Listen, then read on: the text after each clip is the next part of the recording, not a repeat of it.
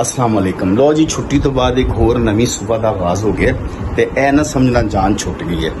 अज 20 दिन हो गए ने, जान हजे नहीं छुट्टी। कल मैडम ने मैनू बाहर खाना खिलाया, फिल्म दिखाई, उन्होंने बड़ी मेहरबानी है, लेकिन हरकत तो बाज नहीं आए।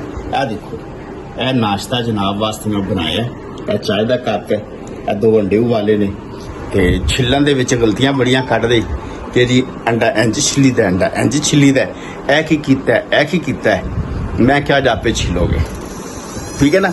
अज थोड़ा जिहा जरा ना इन्ना भी नहीं असी कि ना बर्दाश्त कर करके गल्लां मर जाइए, इन्ना भी नहीं डरदे असी, ठीक है ना। डरदे ते तुहानूं पता आपां है नहीं किसे तो, डरदे आपां किसे दे प्यो तो नहीं। अज अंडे आपे छिलणगे, लग समझ आएगी कि अंडे छिलना किड्डा। ओ वेख रही जी, उधर देख रही, और वेखो ओ सिरी कढ़ के खलोती जे। यार इन्ना जसूसी करदी ना, मैं गल भी कर रहा वा ना ते पिछों कंन ला के, ए औरतां दी टिपिकल आदत है। अच्छा, कई लोग कंध, कई औरतां ना कंध दे पिछों भी कंन ला के खलोतियां होंदियां कि नाल दे घर च की गल हो रही।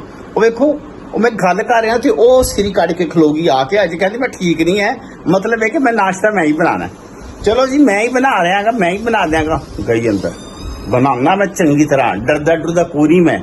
वो शुक्र अंदर चली गई यार, वरना गल्लां कित्थों होनियां सी। चलो नाश्ता देने जाके, टाइम फिर उन्होंने झाती मार गई है ते ज्यादा उनके खिलाफ गल्लां करनियां ठीक नहीं है। बाबा जी तुहानूं पता है, फिर सिर सुर पाट जाए, एवं सट लग जाए, ड्यूटी टुट जाए तो कौन जिम्मेवार है, तो पीड़ तो मैनू ही होनी है ना। चलो जाके नाश्ता देने तो फिर दोबारा मुलाकात होगी।